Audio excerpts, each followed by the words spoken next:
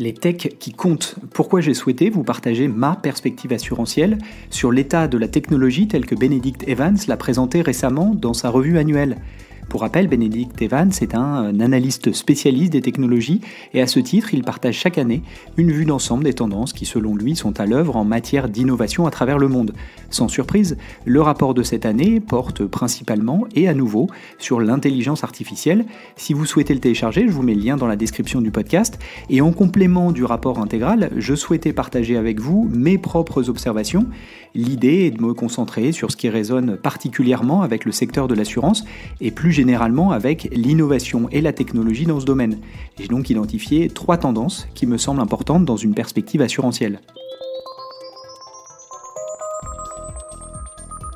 Premièrement, le niveau d'adoption de l'IA est encore loin d'être généralisé. Le premier graphique que j'ai choisi, page 5, détaille le niveau d'utilisation déclaré par les personnes interrogées à l'échelle mondiale, et il est clair que les utilisateurs quotidiens sont loin de représenter la majorité. Le second graphique, page 51, va un peu plus loin en détaillant les activités par fonction.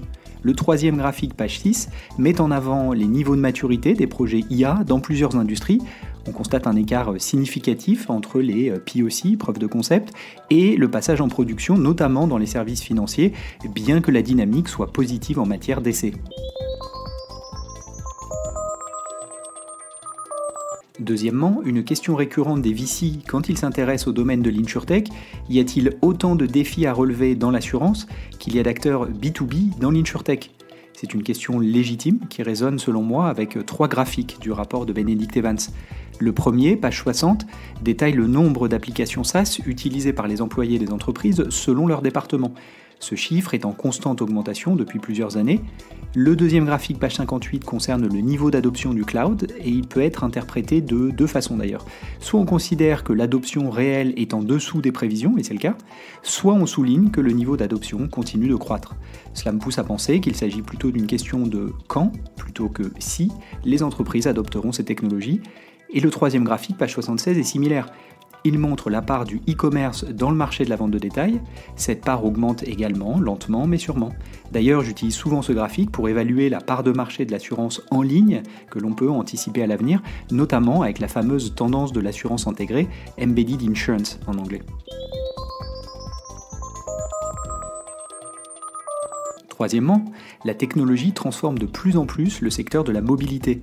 Étant donné que l'assurance automobile est l'une des principales branches du secteur de l'assurance, il est intéressant de constater que Benedict Evans a publié 2 graphiques montrant comment la technologie transforme déjà l'industrie automobile. Le premier, page 85, illustre la croissance des ventes des véhicules électriques au fil des ans. Bien que ces véhicules ne représentent encore qu'une part limitée du parc annuel, leur part dans les nouvelles ventes est bien plus élevée et ces véhicules présentent des risques spécifiques que les assureurs devront de plus en plus prendre en compte.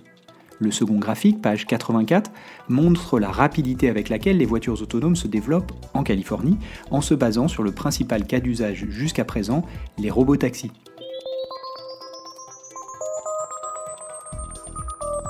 Voilà, c'est la fin de cet épisode, merci de l'avoir écouté en intégralité. Si vous a plu, n'hésitez pas à le liker sur les plateformes de podcast ou à le partager dans vos réseaux. Et pour aller plus loin et faire écho à la dernière partie sur le futur de la mobilité, je vous propose d'écouter un épisode que j'ai réalisé il y a quelques mois sur les défis spécifiques auxquels les assureurs doivent faire face avec le passage aux véhicules électriques. À bientôt!